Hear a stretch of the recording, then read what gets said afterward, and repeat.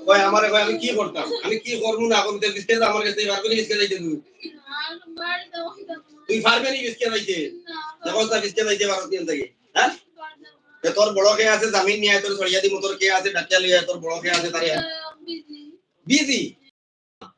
এরা কোন জায়গা চাকরি করে এরা হ্যাঁ কোন জায়গা চাকরি করেন ডাবে এক কে আছে বিজি তাহলে তুই মরতে নিয়ে বল তুই পারবে নি যাইতে আমার কাছে